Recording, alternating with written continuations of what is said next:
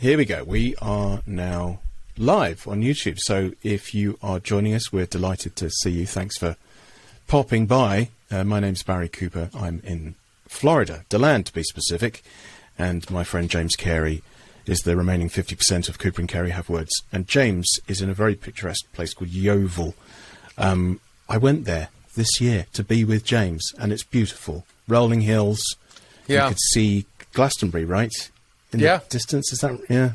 Yeah. Glastonbury Tor, the mystical. You can imagine some wizards hoving into view. It's absolutely lovely. It's really lovely. We had a great time. You stopped by for lunch, and you had your friend and my friend Nate Morgan-Locke with you. That's right. So yeah, that's one of the highlights of 2021. Which we will have to get into, won't we? Highlights of 2021. It's been interesting because it's sort of been bookended almost by, at the start, the 100th episode, or I think it's the end of January we did that, which we also did live with equal aplomb. And now we're ending the year with another live show, but also ending it with we were actually in the same room together, which is something we haven't done for 5.5 years. And if you haven't seen that glorious reunion, you can find that on our website. It's the episode called C&C Reunion, I think. But I particularly like that. We're going to talk about favourite episodes, aren't we, in a little bit? I think so. I'm not still 100% sure we're visible on YouTube, so we should probably send around some links. We definitely are. People are. There we go. Reporting. I can see us on the live stream. So that's on a wonderful Union Jack kind of thing. I can see Scarlett and Tim and Ruth and Elise and Neil and Corey and Kazito are all on the chat and raring to go. So I'm going to pop out that chat because they're bound to say something. If I know those guys, there's going to be some germane things popping up. So germane, I think, is that the word of the day? Germane. Why not? Yeah. I think that's pretty good. Germaine Greer.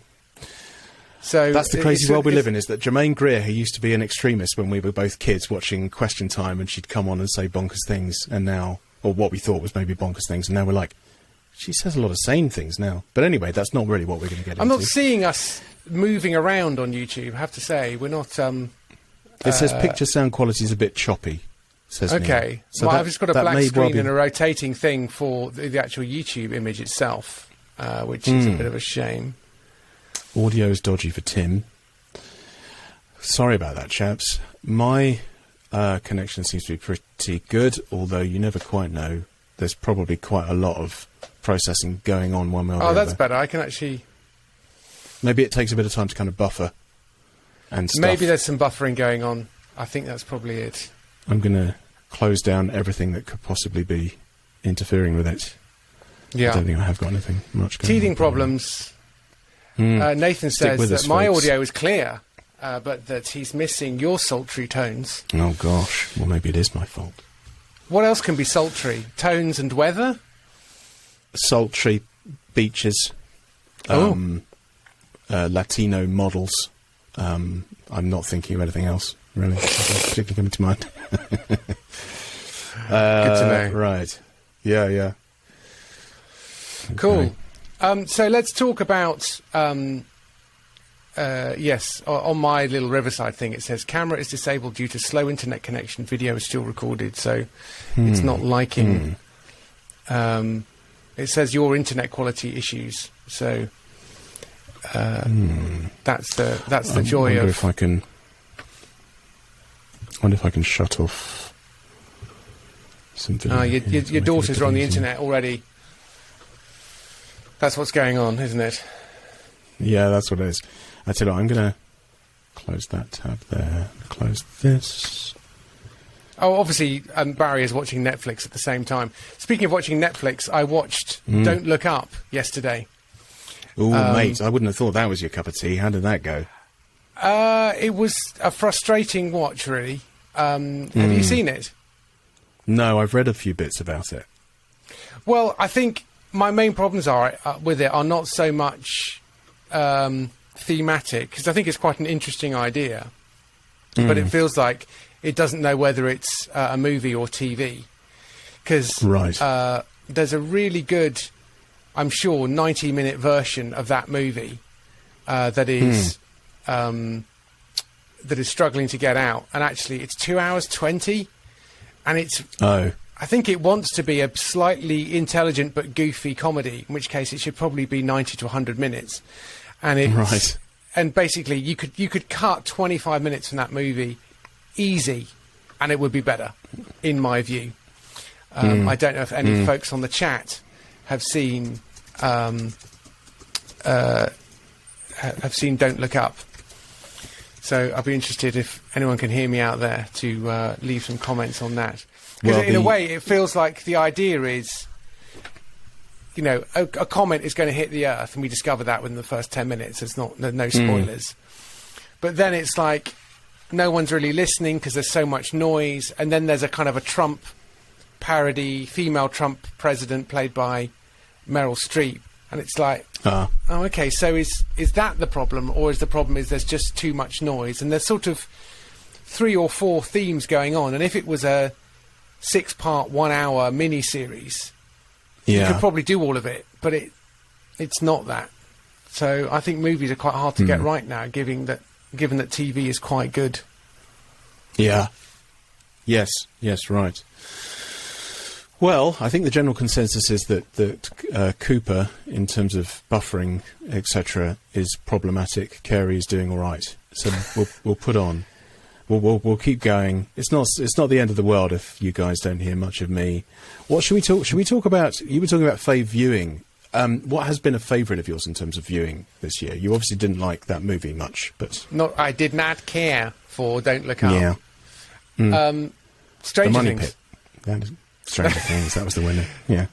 Stranger Things was just an absolute joy discovery, and I've been trying to work out why that is, and it's not just the nostalgia charm, kitsch. Yeah.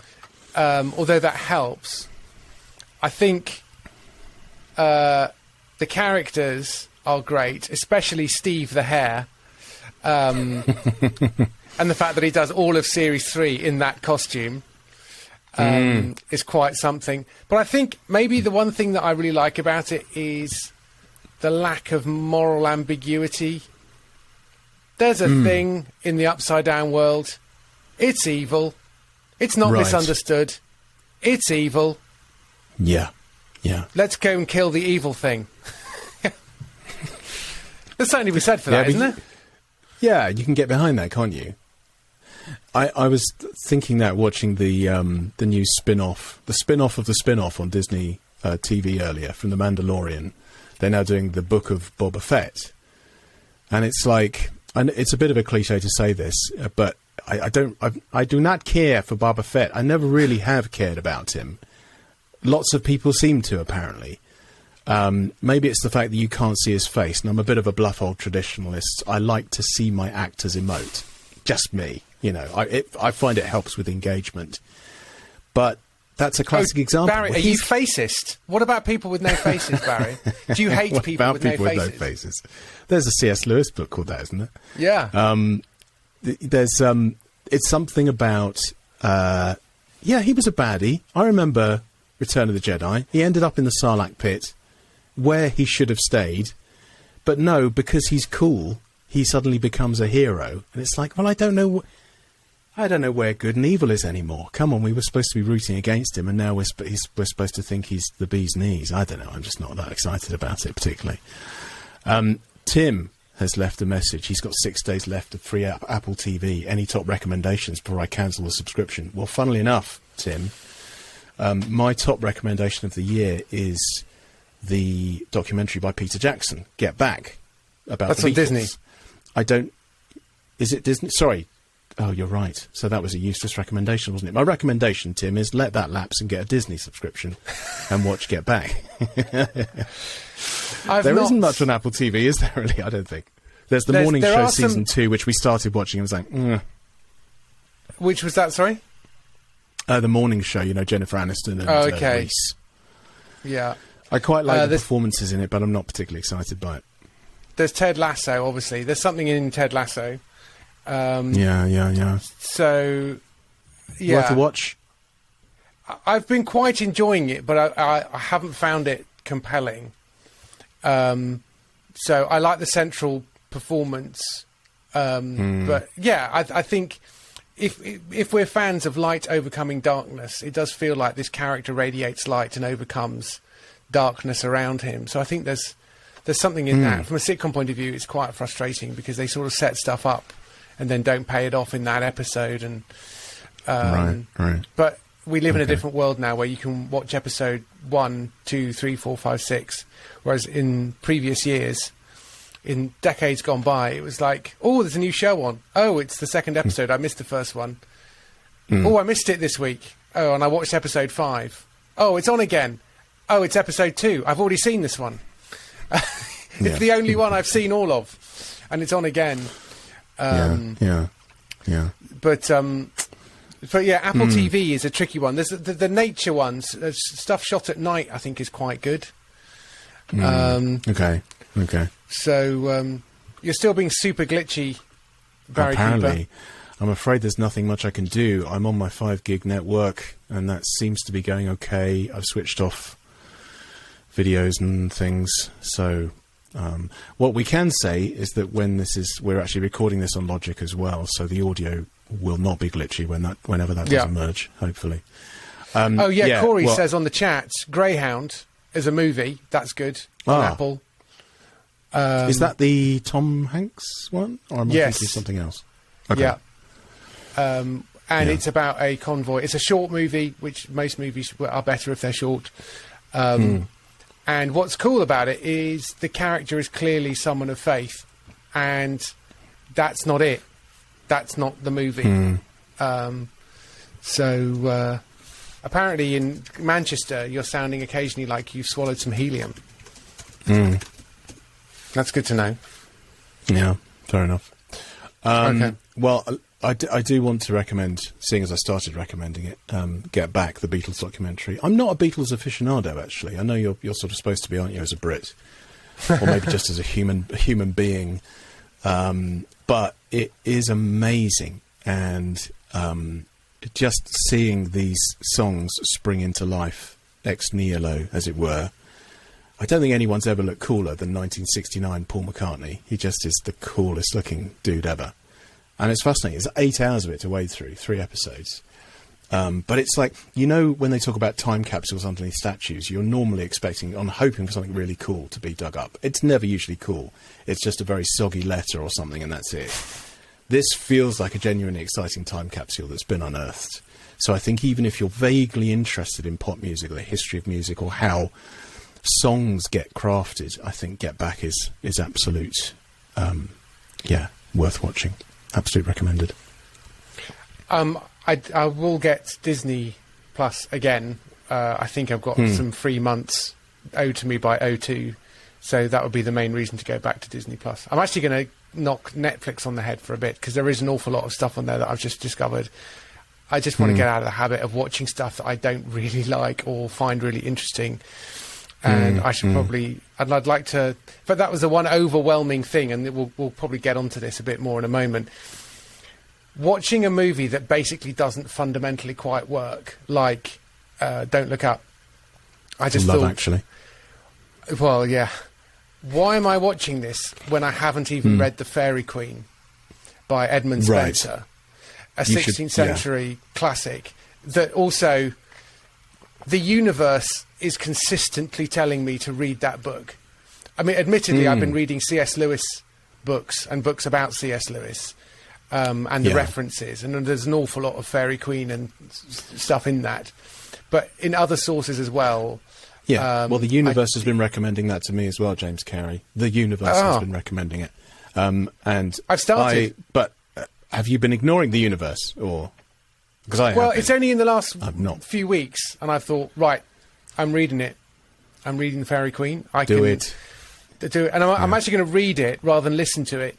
I listened to Gawain and the Green Knight, which I'm very pleased I listened to, set at Christmas tide. So set between Christmas and Twelfth Night. Sort of 1 year and then the following Christmas tide. Right. So the film gets that bit right. At least the year, sort of, The Green Knight, which if you haven't seen, I think you should see. It's brilliant. Yeah, I will try and get around to watching that at some point. Yeah. But I haven't even read The Fairy Queen yet. So, but okay, we'll talk about do books. that. for the future. Any other Wayne screen says, highlights for you? Yeah, well, Wayne's just said, I watched Boba Fett today, thought it was good. I presume the story arc will be that he's an anti-hero, but will become a decent bloke by the end. Yeah, I think that seems to be the way, doesn't it, Wayne? That it's going that way. Can't beat a good redemption story. I know. Really another one of those. Kizito on the chat says she enjoyed Trying, which I thought was quite, in some ways, traditional sitcom fare. But although it turned out to be quite serialised, I've watched the first 2 of those and quite enjoyed them. But again, I've not gone back to it. Okay, interesting. What was your question? You were asking me about other recommendations, or was that the question? You were asking? Those are screen highlights of 2021. I think we've done most of those. That was it. That was it for me. I didn't do a lot of viewing or a lot of reading for that matter. Very specific. But what about reading for you? You said stuff that you've not got round to yet. But was there anything particularly you read this year which you really knocked your socks off? I can't quite remember when I read various things, but I have read. I suddenly went through a run of reading Brave New World, Fahrenheit 451, and 1984. And out of all of those, I thought probably 1984 was the winner in terms of best story, where it was kind of clear who the story is about and that kind of thing. And it kind of made me gasp a bit as well. Whereas Brave New World is a terrific idea, but kind of like, who is this story about? And I think it's sort of more about the idea. But then I think I've realised, as I've looked back on what I've read, I've felt almost intentionally like I've not felt obliged to read to the end of everything. So I've actually tried quite a lot of books and then stopped. So possibly heresy in these parts, but I read Jaber Crow, and halfway through it was like, this is kind of linear. I'm going to stop now.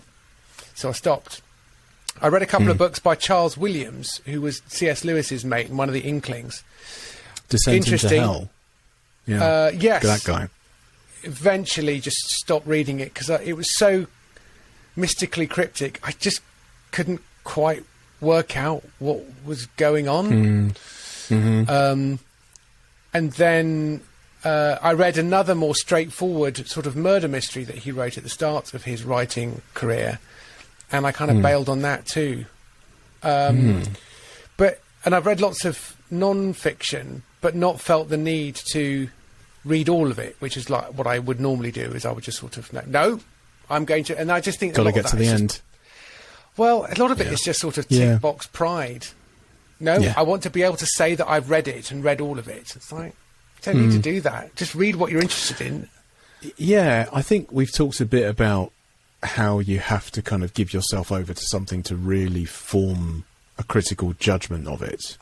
But if you're not going to pontificate about how bad something is or how good something is, then I don't think you do have to read it to the end. If you're not enjoying it, what's the point? Yeah. I'm all power to you on that. One last surprising read, and then I will get to yours. I read a book called City of Bells by Elizabeth Googe. And was this recommended by someone on Discord? Or was that? Am I thinking of something else? It did come up on the Discord chat. Yeah. I really liked it. It's set notionally in the cathedral city near me in the city of Wells. And it's set 100 years ago, or not 100 years ago, but a while ago. And it was just enchanting, and it's not the sort of book I normally read. And I started reading the Kindle sample, and then rather than buy the Kindle book, I actually bought a physical book, and because I thought my wife would enjoy it, and she's currently loving it. So it's sort of a bit of a cathedral close story. There's a bit of mystery in it, and there's a play, and there's some seasons going by, and there's a little girl, and I thought it was rather lovely. How about you? Sounds good. Well, I've got a fiction and I've got a non-fiction for you. Fiction-wise, and full disclosure, I haven't actually finished reading this yet, but it's a late entry, but I think it's it's pretty much guaranteed to be one of my favourites for at least books I've started this year, is a book called Piranesi by Susanna Clarke. It's a wonderful novel. It's about a man called Piranesi who lives in a vast labyrinth filled with statues, and occasionally floods crash into this little kind of labyrinth of statues. I say little, it's vast. And you've discovered that he's kind of surrounded by celestial objects as well. It's a little bit like seeing an Escher painting come to life. Feels very much like the Gothic novels that I got into in my mid-20s, like The Castle of Otranto, but with a sly sense of humour to it. It's really, really... I mean, if they always tell you, don't you, to write an extraordinary first page, and I think if you pick it up and you read that first page, I think you'll stick with it. It's pretty extraordinary stuff. I could pretty much guarantee you won't have read anything else like it. So it's quite it's weird, but it's a real page turner, and she's an extraordinarily gifted I have heard writer, about it. What's it called again? It's called Piranesi, Piranesi. And so that's wonderful. Piranesi, yes. Somebody mentioned that. I'm going to grab a Kindle sample of that and just start reading. Yeah, have a little look at the first few pages. Yeah. And the non-fiction recommendation from me is a book called Cynical Theories by Helen Pluckrose and James Lindsay. The subtitle basically tells you what it's all about. It says how activist scholarship made everything about race, gender, and identity, and why this harms everybody. Oh. What's interesting about this is that it says what I think the best Christian thinkers have been saying about critical theory, but these two authors are coming at it from a thoroughly secular, humanistic, even atheistic perspective. If you look at some of the other books that James Lindsay's written, for example, he is, evangelistically atheist and believes that all theistic arguments are total rubbish. And yet I think as a Christian reading that book, you'll be constantly nodding along and getting it. So a great example of common grace, but just a really well researched, again, a real page turner. It's very readable, and I think what's it called again? Helps to. It's called Cynical Theories. Okay. If you look at the cover, it's got the word critical. Okay, crossed yeah, out, with you. Cynical. So that is terrific, and actually, it makes quite a nice partner piece to Carl Trueman's The Rise and Triumph of the Modern Self. Okay. Book. Of course, viewers may remember that we interviewed Carl Trueman earlier in the year, episode 103, I think it was, back in March. So those are my two big recommendations for the year. Cool. And what about? Yeah, go on. I was going to say, I mean, does that take us to favourite episodes? Yeah, I guess it does.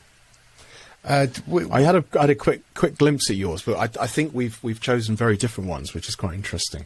So what were your favourite episodes? No, you go first. All right, okay. Well, I didn't have to say this, but for me, I think probably my favourite episode was 121, Cooper and Cary reunited. It made me wonder what it would be like to actually sit in the same studio together every week and do this, and that made me feel a bit sad because I thought it was just such a joy, and I felt that there was a sort of a rhythm there which we don't exactly get to have when we're doing these conversations because of the glitches and so on. But yeah. I just thought that was wonderful. It was weird because I wasn't really conscious of recording an episode whilst we were doing it. I think it was only making it an episode was a bit of an afterthought. So yeah, it was right. It was, wasn't it? Fun to do. But what I really liked about it was there was an element of figuring out what exactly our show is and what we are and what we're not. And yeah. The jingles turn out to be more important than we thought. I've always thought they were important. Yes, but I think because I know you love having fun with them, and I like making them too. Yeah. But the idea that they just add some inconsequential levity, and they're not that clever, and if anything, they undermine us quite badly, actually. But every other Christian podcast is so serious. or there's the faux jocular bantery stuff, and there's nothing where it's just like we're pretty serious on this podcast. We talk about meaty stuff, but we don't have to be serious about it. Yes, that's a complete misapprehension, yeah. isn't it? But there's also, I remember you saying to me quite early on, because we had one of those awkward conversations about, well, what is it that people like about this? Those people that do like it. And then almost immediately I remember you saying, I don't know, maybe we shouldn't be having this conversation.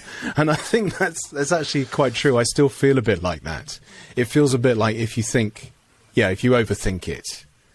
And I think the bottom line is we quite like, and I'm the same, I quite like listening to mates having a chat, especially if you feel like you're like-minded. So anyway, we'll try not, as if we could overthink anything. But yes, I really enjoyed that particular episode. Episode 113, sometimes interview episodes can be quite challenging, but I really enjoyed that one. You Don't Look a Day Over 4.5 Billion, about creationism. I thought that was with Rhys Laverty of the Davenant Institute. Rhys is a great bloke. Yeah, and just has a really terrific sort of forensic mind, which means that he can talk with clarity about things which I can be very fuzzy about. So I really enjoyed that personally. Yeah, and also I enjoyed how we didn't really talk about, okay, so how old is the Earth? We talked about what's the dogma here? What's it been? It was self-evidently this old at these various points in history, and that these were we just, we assume our assumptions now are the assumptions that have always been, which is sort of which is just not the case. That was quite a fun one to do. Yeah. I'm just going back to find my ones on my notes. I think that'll be easier for me to see on the Buzzsprout one, actually.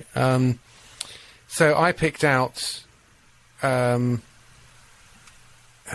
if you have a favourite, by the way, we had Ashley says the Carl Trueman episode was a favourite of hers, so that's good. I'm glad you like that. It Ashley. was. So the downside of having Carl Trueman on the show is it makes it the only podcast where I can't actually impersonate Carl Trueman himself, which is obviously well, you can now. Something I'm very keen to do.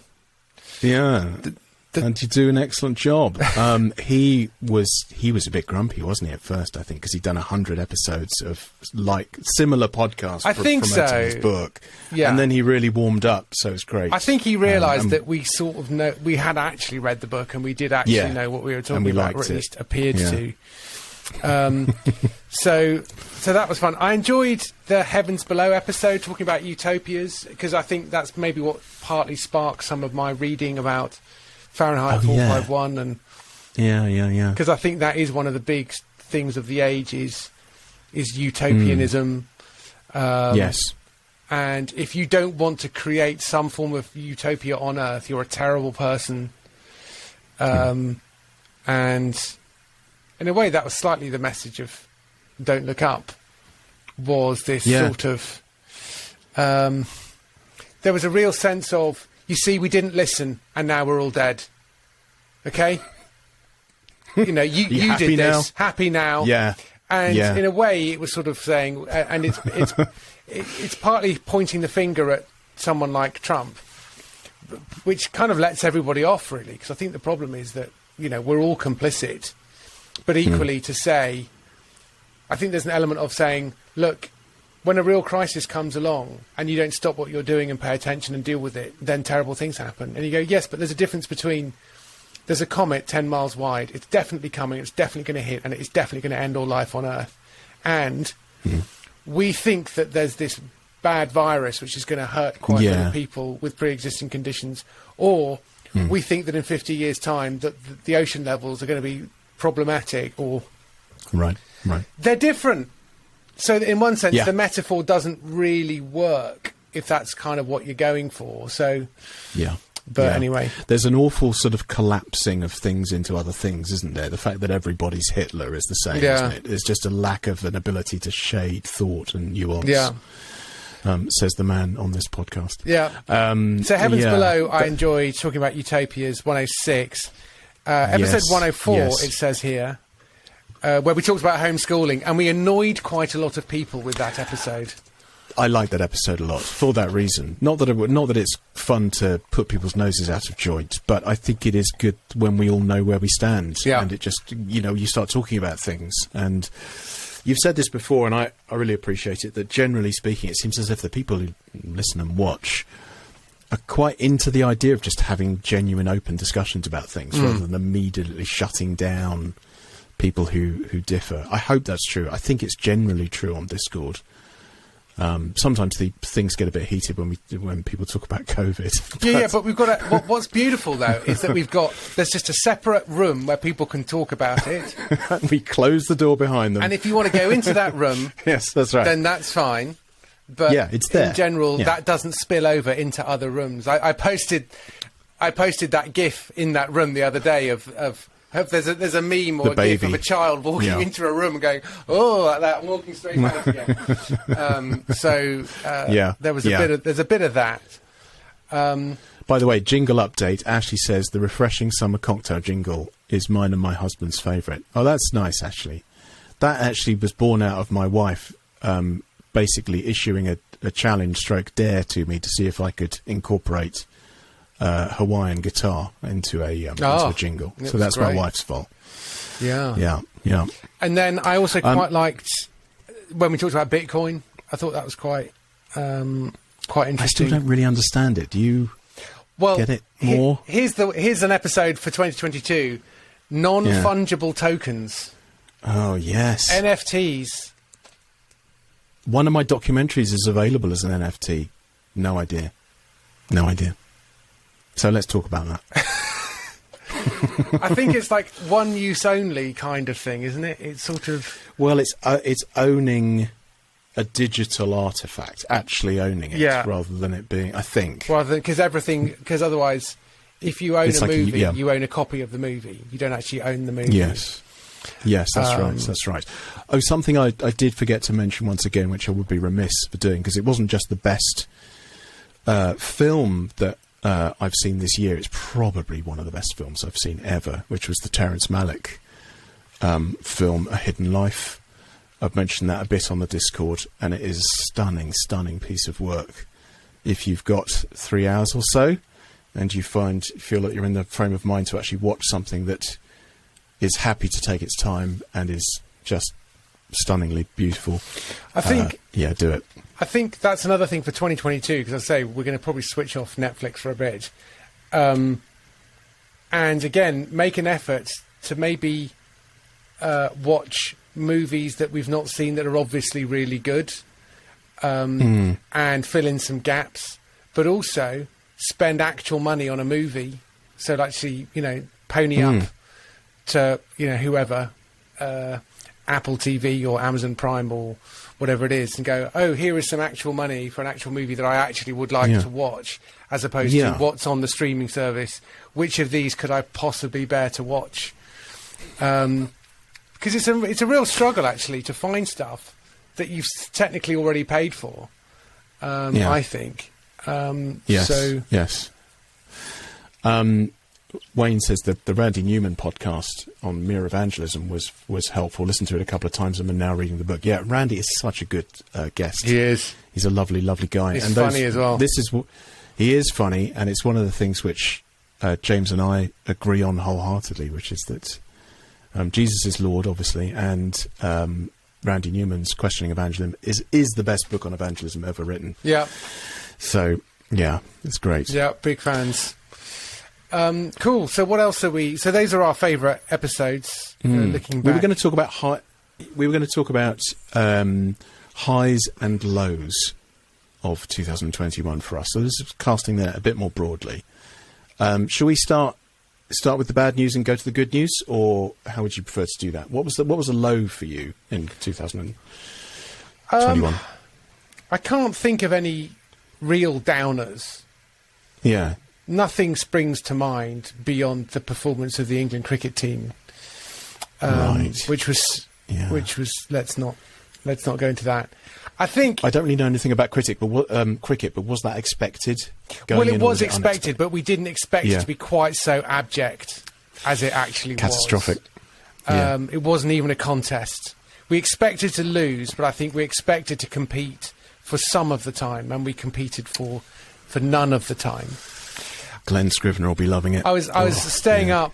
I stayed up to hear the first ball of the Ashes series, and a few years ago, when that series started, Steve Harmison, the England bowler, ran in and bowled it straight to second slip. That's bad, by the way. I mean, that's like... Thanks. In NFL terms, like that's like somebody snapping it to nobody. And like they're like the quarterback standing going, I'm literally here. Why are you... Who's over there? And this time, the very first ball of the series, Rory Burns was clean bowled. And it's like, totemic, cinematic moment of a taste of what's to come. I think in terms of lows, it's just constantly disappointed by my own character. And I've been disappointed by your character as well. It's been, I think, I worry about things that I really don't need to worry about. And such as? Well, not money. Are there particular things that you... Yeah. Partly money, partly what should I do to earn money. And helping, it's really helped praying the Lord's Prayer pretty much every single day and really dwelling on give us this day our daily bread. So I've been trying to fight my sort of... Say, I'm not on the breadline by any means, and therefore it makes my, concerns about money even more irrational and silly. But yeah, just so I consciously started praying the Lord's Prayer much more. Give us this day our daily bread. And literally looking in Exodus at the moment at the 6 days the bread comes, the seventh day there's no bread, there's no manna. There are maggots if you stockpile it, except on the night of the Sabbath coming. It's sort of really amazing how God is just determined to teach us to trust him. Yeah. So those sorts of things are disappointing. But yeah. Yes, it's funny how stockpiling stuff is a theme, isn't it? I was thinking about the parable of the dude with the barn. I'm pretty sure that's what it's actually called, Yeah. And that really comes across in the parable of the 10 minas. Yeah. When I was preaching it and thinking about it, it was we misunderstand the fact that those things are things to be used to be fruitful, to do business with, and the reward for that is more work, is responsibility over cities. Whereas we think when he says take the one and give it to the one who has 10, and everyone freaks out and says he's already got 10. It's like it's not right. It's not a reward. It's resources so that you can do more with them for the sake of the kingdom of God. If you think this is something that you can have so you don't need to ask God for anything, that's like, no, that's called hell. That's like, I'd like to be over here without God. No. Yeah, you don't. No. But I worry that that's what we really... People like me want to be self-reliant, self-sufficient, and it constantly disappoints me that I constantly, instinctively keep thinking in that way. That's a good one. That's a sobering one. I can definitely relate to that. My load now seems very unspiritual, now that you've said that. Mine was being ill solidly for 3.5 months, or my family being ill since the beginning of September. This, by the way, goes back to our arguments for homeschooling, because, of course, we sent a little Addie into her little morning Blake Christian Academy, and she just got sick constantly. And then she's fine. She gets sick. She shrugs it off in like 48 hours. The rest of us, not quite so fortunate. I'm sort of still nursing it after 10 days. Kids both had COVID. Lee had COVID. I didn't in the end, but it's just been a year of great illness. Was seriously considering painting a red cross on the front of the door at one point. So that's my low anyway. Sending your kids to school in gas masks or full NBC suits. Yeah, that's right. The hazmats. Yeah, hazmats. for sure. Love that. What about highs for this year for you? I've enjoyed reading the Bible more. I know, again, this sounds super spiritual, but it has been a genuine rewriting thrill. my answer. Yeah. It has been a genuine thrill to kind of see stuff in the Bible that I just not seen before, and just been sort of smacking my forehead, just going, "How could you not have seen that? What kind of idiot are you?" But actually, it's thrilling to see. And other stuff like my daughter got selected for the under 12s girls cricket county program. Great. Stuff like that. So there are kind of those things too. It wasn't a great year for holidays. Still sort of COVID-y and that kind of stuff. So, yeah. But yeah, I think excitement. Well, in a way, again, this sounds enthralling, but I'm undermining it. It's wonderful to be enthralled by God's word, and it's kind of pathetic and shameful that I should be surprised by that and enthralled and excited that it is. Turns out the Bible really is enthralling, and it feels like I've actually been experiencing that, and I'm trying to kind of pass that on in the Water into Wine show that I'm doing, by sort of showing the kind of that magic moment. It was there all along, kind of stuff. So that's kind of been a bit of a high for me, because all the other kind of writing work has been a little bit bitty in bits and pieces and here, there, and everywhere. So I can't really point to one thing. Beyond, well, the other two things are, one, okay, 3 or 4 things. What we do this podcast every fortnight. That's pretty good. That's not easy to do. My Sitcom Geeks podcast I've also done every fortnight, and that's quite pleasing. And I write a weekly Substack. I started it almost exactly a year ago, and I've done one every single week for 52 weeks. Yeah, that's impressive. And I've also kept weight off. So that, most people when they lose weight, they kind of eventually put it back on again, and I've still not put it back on. So I'm at least encouraged by that. So those are my kind of little victories. That maybe ties, we'll maybe talk about my highs in a bit, but I couldn't pass that comment on the things that you have done without referring to, I think, Casito's question about, or maybe it's Ruthie's question about, how are you doing, James Cary, with your resolution that you made in 2020, I think it was, to be less productive and to sort of to do less. It sounds, I think, to most people that you, with all of the podcast going on and the Substack, and not to mention the fact you have 2 children, there's a lot going on. So how do you think that's going? Have you sort of revisited that resolution at all, or? Yeah, I have, because I think, although I do work hard, I think I make better use of the days. I make better use of my mornings by writing. I make better use of my afternoons by not writing and doing everything else. I've still tried not to succumb to this thing here, which I've written on my monitor, which says, "It's probably not your problem." So I keep identifying things. Wouldn't it be cool if? Wouldn't it be brilliant if? It's just like, yeah, it would. Should I do that? No, you shouldn't do that. But what if nobody does it? Nobody does it.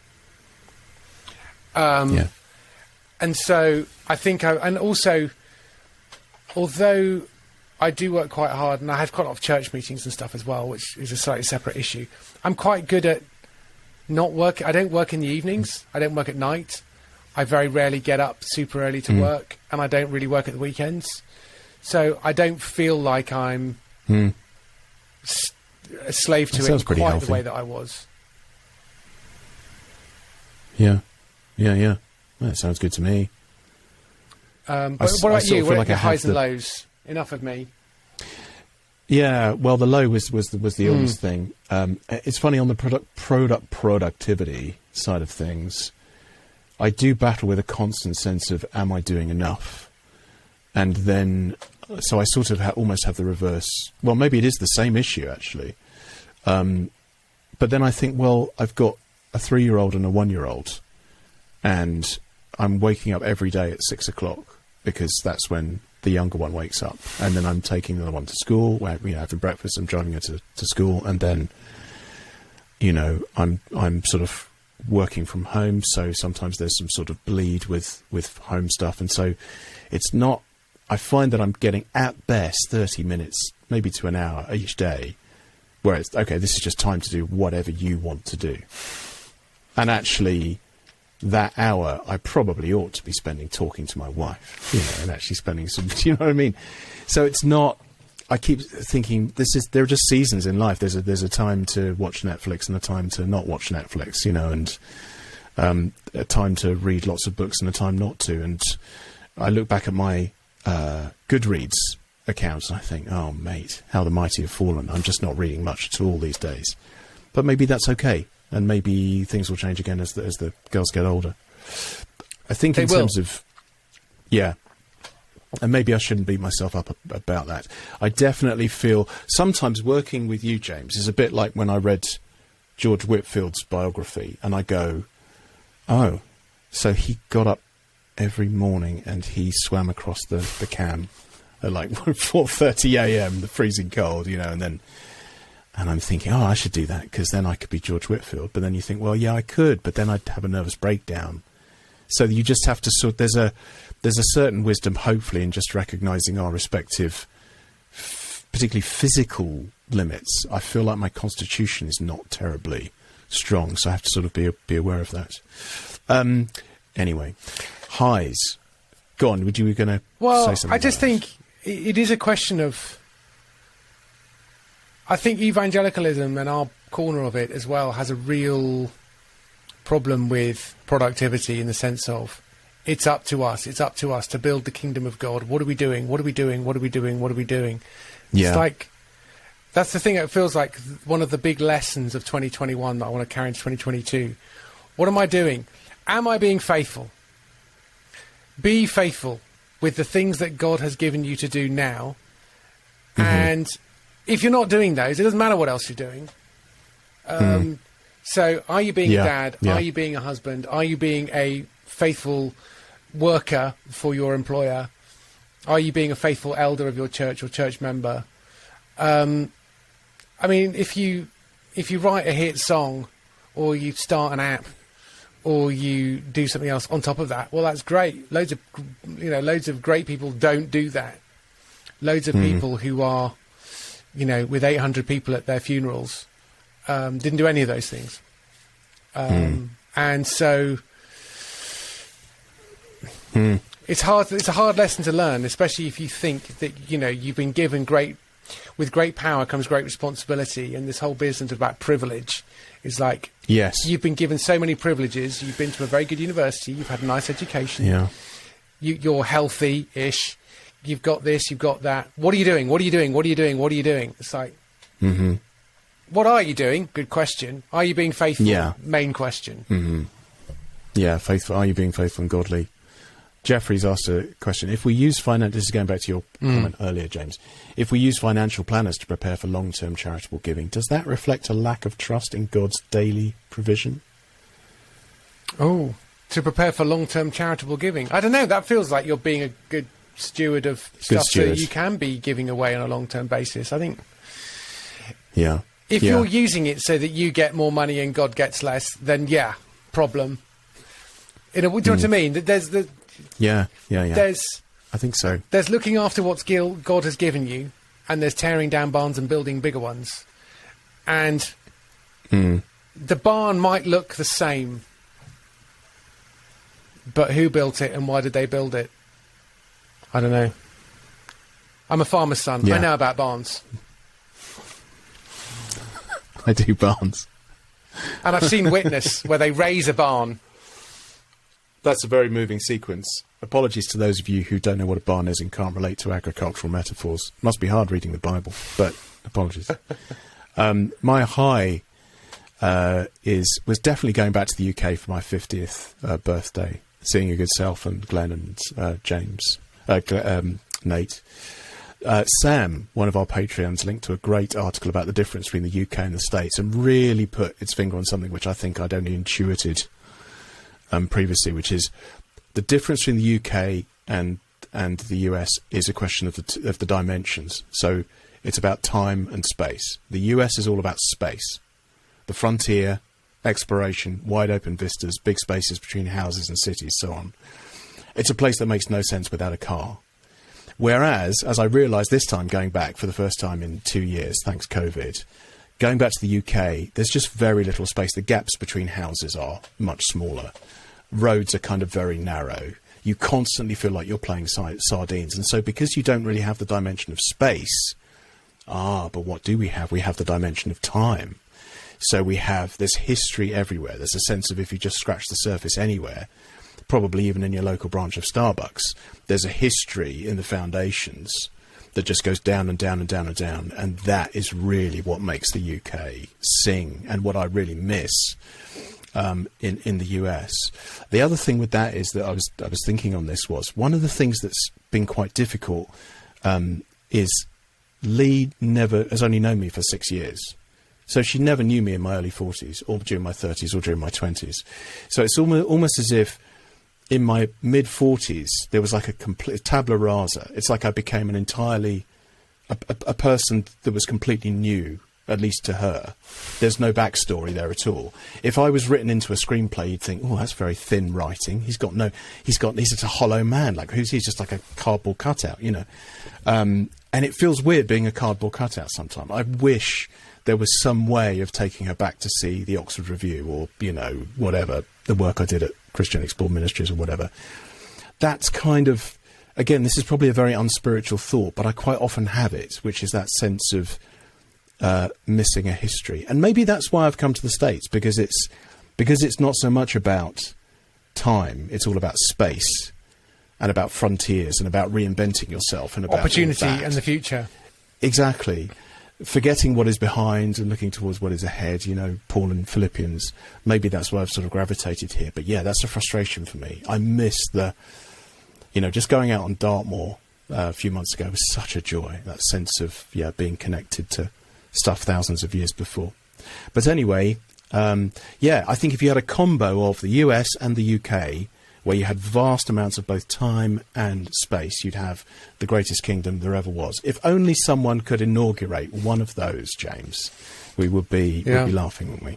That's really interesting what you say about time, because it's mattering more and more to me, and I'm just reading history, and also what symbols mean, what they used to mean, what they mean now, and seasons, which is kind of the passing of time. I've got 3 or 4 books sort of on the go, all about different periods in the calendar and the year, and I find it so inspiring, exciting, that even just my humble church in Yeovil was built in 1380 and has seen the Wars of the Roses and the Reformation and the English Civil War and the Great Revivals and the Napoleonic Wars, and it's like people have gone there, and I just think how much that matters, and I think there's an awful lot of year naught thinking. It's like everything that's gone behind, everything that's gone past is terrible, worthless, not worth pausing with. Let's start again. And we just don't want to be those people, because the new, this is the revivalist stuff or whatever it's called. I was listening to an episode of the Cultish podcast about the International Church of Christ, and how essentially it's yet another one of those movements, which is the gospel was lost. Until the Reformation. No. Until 80 years ago.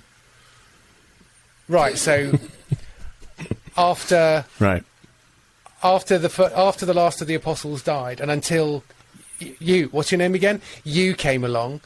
There was 2,000 years. That's a heck of a dropout. Yeah. You just think that's idiotic, and yet they sort of fundamentally believe that they are the true church, and they reject all creeds and all liturgies and everything, and we're just going to get back to what it actually says in the New Testament.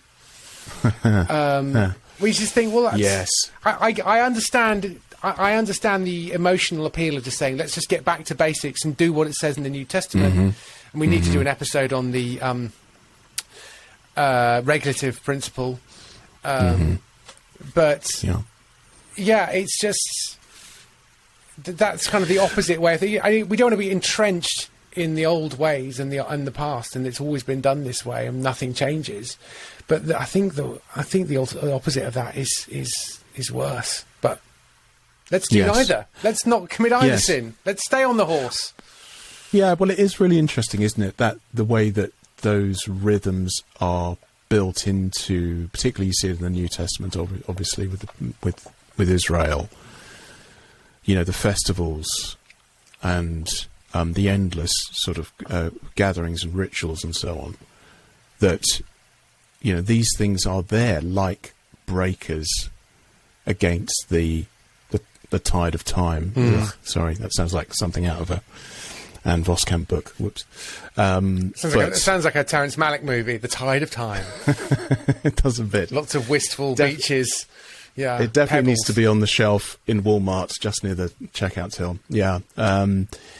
But there is you need things to stop time immediately, the passage of time immediately effacing the lessons that you've learned and the significance of events and the depth of human experience and the knowledge of God and all of that. Yeah, otherwise it's getting blown away like sand, isn't it?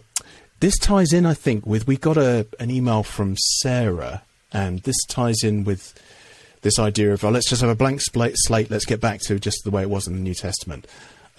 But on a slightly different area. She's talking about evangelism.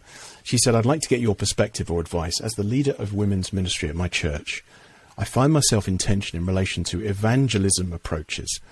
On the one hand, I want to use creativity and interesting topics to introduce the gospel to unbelievers, i.e. during lockdown 2020, our women's ministry organised a 2-part sourdough bread making workshop and John 6 bread of life gospel presentation.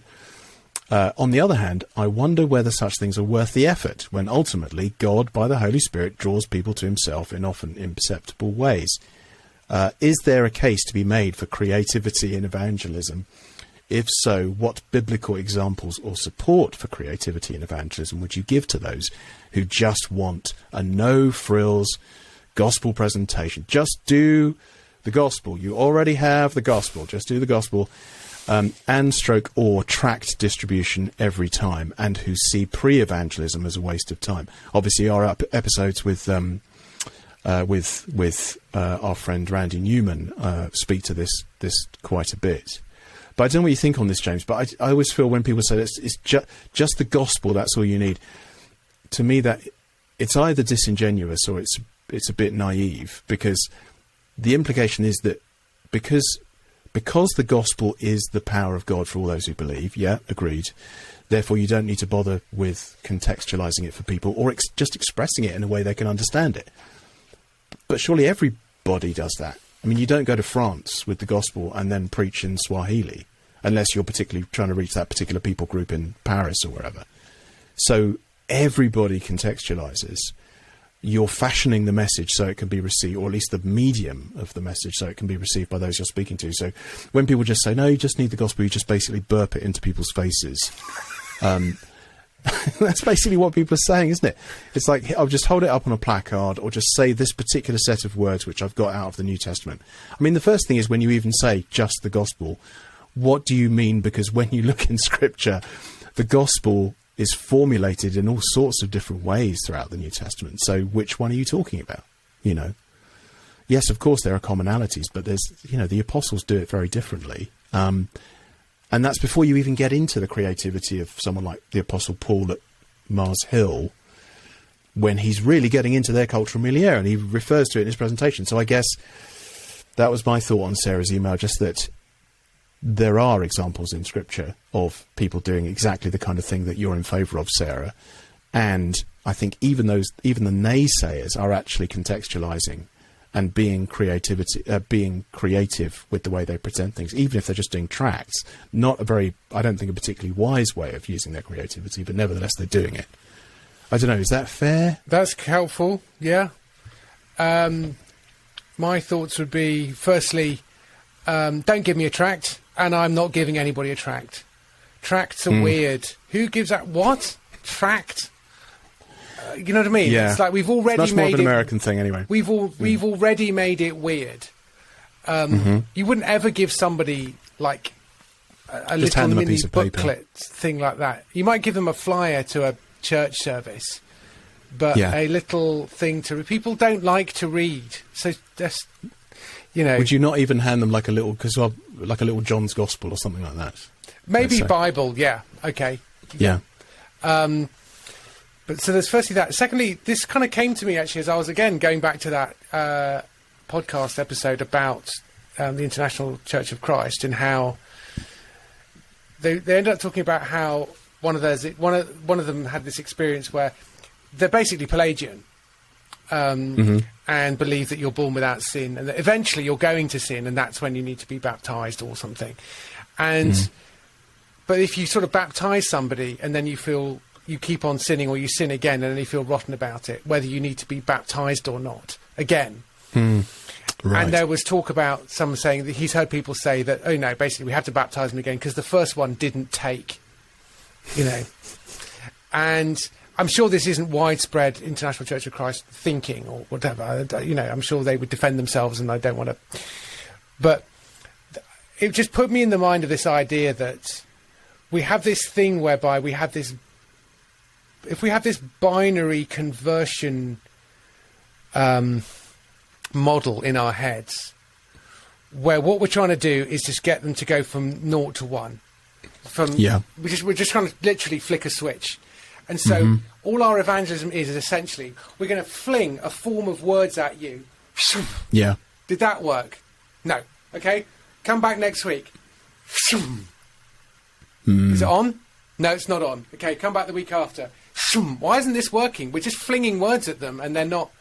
Oh, well, because it's God's work, you see. It's the work of the Spirit. So, you know, just keep flinging the words, and eventually... Yes, God's word will do the work. It's like, okay, so returning to the theme of ecclesiology, firstly. So the church is, you know, is an asset here that I don't think we're using. And so when she said, oh, we were doing this... evening of sourdough bread making, and there was a thing, I thought, well, that sounds good. And then I thought, what we win with people with is what we win them to. So if you win them with a really happy communal bread sharing, bread making thing where you also speak about Jesus being the bread of life, well, that's great, but are you winning them to a communal church that want to keep doing that sort of stuff all year round? Or are you trying to literally leave breadcrumbs to bait them into a house full of ideas, and that once they flick the switch and they're a Christian, they won't need to come back because they've been saved? Which is obviously not, I'm sure, what Sarah is saying is. But I would say keep going with the sourdough if you're getting community from it, because that's part of your message, is that you get to join God's people and experience fellowship. And it's different from friendship. Fellowship is spooky, crazy, brilliant, weird, amazing. And you want to get people into that. So I would say keep doing that, but, you know, but only do that if you're honest about what you're winning people to. And maybe our churches should be more like our evangelism, because if we believe in friendship evangelism, maybe our church should involve friendship. I mean, that would be a start, wouldn't it? Yeah. I think that's the big thing, isn't it? That we're not terribly good at actually making genuine relationships with people, because we've made the lobbing of words at people such a key thing. The friendship is not really genuine friendship. It's just a way of sort of getting people in the firing line to have the words fired at them or burped at them in the hope that... in the hope that will sort of become a believer. And that, so I think that way of thinking of evangelism undermines genuine love for people and genuine... Now, of course, when I say that, I know there's a whole bunch of people within our constituency who will hear me saying, oh, well, it's just about loving people, isn't it? Gospel doesn't really matter. I'm categorically not saying that. Of course the gospel matters. But your way of doing evangelism is not really caring for people. It's just trying to sort of... I'm sure you think it is, but it's not actual friendship. I think I'm trying to remember where we talked about this. I remember mentioning before a short story called The Gospel Blimp. Do you remember that? And that's all about... So that's a parable about how the local church evangelism committee decides, right, how are we going to reach this town for Christ? And what they decide to do is rent a blimp and just airdrop tracts out of the blimp all over the town. It's a great story, and it makes the point that what actually is fruitful in Christian ministry is, surprise, surprise, actually loving people, actually loving your neighbour, actually talking to them, building a genuine friendship, really just liking them, loving them, rather than airdropping or lobbing or burping in people's faces. And the times that we live in are demonstrating loud and clear that trying to change someone's mind is a waste of time. And now I know that Sarah knows that this is a supernatural work. It's the work of the Spirit, because humanly speaking, people tend not to change their mind. But yeah, I think we really overlook the best bit of being a Christian is being in the church. And the church is God's plan A, and he doesn't need a plan B. And we are the bride of Christ. And, you know, we fundamentally don't scrub up that well this side of Christ's return. But we will. But I don't know. I think this war of ideas that we've got, I think, is important with regard to the culture and engaging the elites and engaging on Twitter, and it's definitely a work for some think tanks and lobby groups and stuff. I think all that stuff is really worth doing for those who feel called to do it. But if we just take that combative attitude into our evangelism, or at least we just need to get the formula right. We need to tweak the formula so that more people come in. That's the kind of trajectory, I think, of that way of thinking, and it feels worrying to me. Yeah, I tend to agree.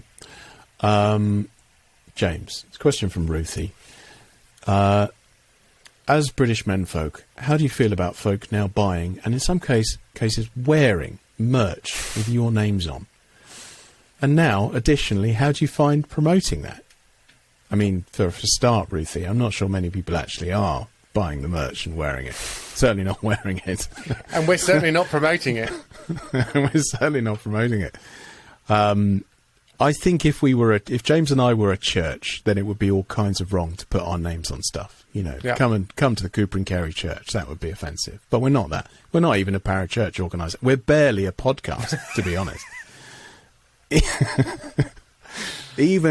I remember when we were trying to think of names for this podcast. I mean, I think the reason we settled on this one, because even the name of our podcast is meant to be kind of self-deprecating and absurd, isn't it?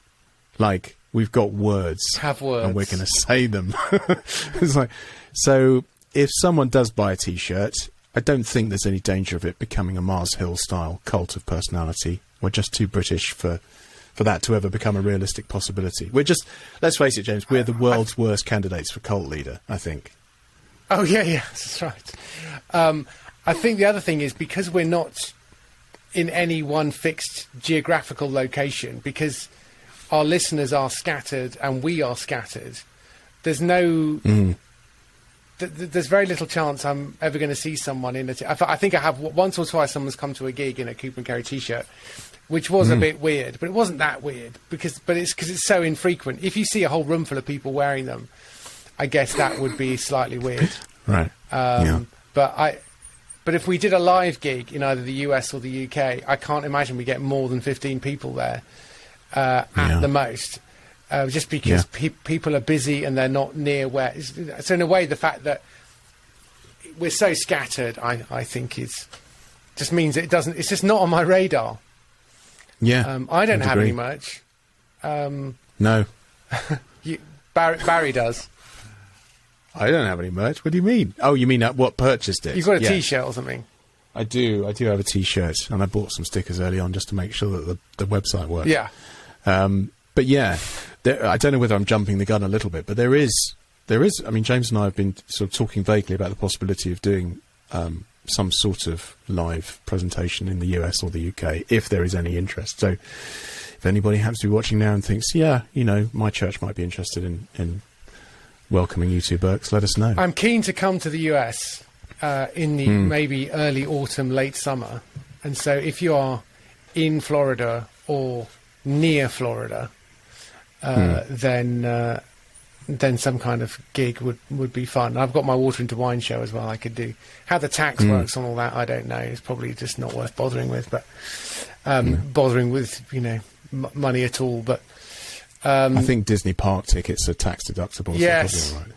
Yeah, I think my family are more or less determined to go to Disneyland or World. Disneyland is California. Yeah. Okay. Disney World is the one in Florida. How could I remember that? Disney World. How was it? You ask a valid question. I always think of Disneyland. When I hear the word Disneyland, I think 1950s. It's a very 50s picture in my head. Yeah. The one in Florida was built in 1971, the year that I was born. So we share an anniversary. So that's how it helps me remember it. Okay. But of course, your family are going to have to decide which of the 4 parks. We're not going to get into this, but, it's an important question to answer if you are coming to Florida. We're going to Hollywood Studios, actually, over the weekend, so that's quite exciting. Okay. If you like Star Wars, it's very exciting. Oh, yeah. It's worth doing, I'd say. We should probably wrap this up. Looking ahead to 2022, do you have any big plans, new habits? I've got a few. Oh gosh, I don't. We did an episode, didn't we? Maybe it was a couple of years ago now, about New Year's resolutions. I don't think either of us is a particular fan of. So I'm not planning to start with any particular resolutions, except just try to take each day at a time. I just have a nasty habit of constantly looking too far ahead, and I think when you are trying to wrangle 2 small children and be a good dad and be a good husband, it can just be a bit overwhelming. So I think just pace yourself one day at a time. As you said, be faithful. This is the day that the Lord has made. We will rejoice and be glad in it. I just came up with that. Mate, I think that'll tweet. That's the highest praise I can give it. 2 things for me. 3 or 4 things, I guess. But one is, I really would like to stop complaining. And by complaining, I mean, small example, this phone is rubbish. It's really nearly died. But the only thing that's really wrong with it is I have problems recharging it. But it does recharge eventually. I should either buy a new one, or keep with the old one and stop complaining about it. Because complaining doesn't get you anywhere. I had to wear a mask to church the other day, and it made me slightly cross. And I resolved before I went, you have to wear a mask. The decision's been taken. You may or may not agree with it. You don't need to make a joke about it. Just go to church and wear a mask and shut up. And I did. Wow. And actually, I would like to make that a habit for 2022, is to stop complaining. It's basically that kind of bitchy, mumbly, grumbling. If you ask me, blah, blah, blah. I think there's something in the Bible about that. That grumbling in the moment stuff. It's just like, just cut it out. Just stop it. Yeah. You don't need to be okay with it. As in, you don't need to say, you don't need to say, like, I agree with the policy of this or that or the other. But you don't. If you've decided, I'm going to go and submit to their rules, don't complain about their rules while you're there. Just do it. It is the native spiritual gift of the British person, I think. Yeah. We do grumbling really well. Yeah. Yeah, Cut it that's out. a good one. Stop it. Second thing is, I think I might have said at the start, I need to read The Fairy Queen by Edmund Spenser. Okay, The I'm in. universe is telling me to read that book, and I've just started. And then thirdly, it partly came through, again, a couple of sources, but in particular, you recommended some podcasts which I quite liked. I have it on that one, called Redeeming Productivity, hence about being productive. And he did an episode about Deep Work by Cal Newport, and which is from about 2016. And I'm kind of determined to do more. So I don't want to be more productive in 2022, but what I want is for the work I do to be way better. And there's one or two projects I really want to do. There are lots of other things I need to do. I need to make money. I need to do this and do that, and I want to do them better too. But there's a couple of things where I just think, one in particular, I just think I really want to do this one thing. There's this thing related to the mystery thing about the God particle, and there's a version of it, and I just think there's a much better version of it, which I think is a bit weirder and more interesting, and I really want to do that. And to do that, I need to do deep work. I need to absolutely go for it and make it as good as possible. So I'm reading Deep Work, and I want to make 2022 the year of deep work. Nice. That's good. That's good. That was quite an inspiring speech. I'm in. Okay. Yeah. I like it. I think we probably tend to incline one way or the other on that, don't we? We tend to be wide people or deep people. That's my sense. That's a crashing generalisation. Yes, but deep is definitely good. I don't have any other comments. People have suggested that we do a cruise. That's where we should do a show, is get on a cruise liner. That would be good. The ultimate captive audience. So we could just chase people around the decks. I think they're a bit of a thing, aren't they? The National Review do a cruise, and so you're basically stuck on a cruise ship with a whole load of conservatives. That's a good suggestion from Liam. And then Nico Joe 98. I don't know if that's her actual birth name, Nico Joe. Seems unlikely. 98. Spring Harvest. But this is 2020, yeah. I'm not sure Spring Harvest would have us. Do you not think? Well, why? Do you think we're a bit sort of They've too had reformed, or? Oh, well, there you go. But you're saying I would tip it over the edge? Possibly, yeah. Yeah, fair enough. Emily says, Disney World is huge. It is, Emily, and let me regale you with my fact about this, which is that it's the size of Manhattan, that land. So there we go. It is. It's amazing. It's got its own public transport system and everything. Yeah, that's good. So listen, thanks for joining us. If you have joined us on the YouTube's live and you've been texting furiously away, sorry about my helium chipmunk voice earlier if you were treated to that.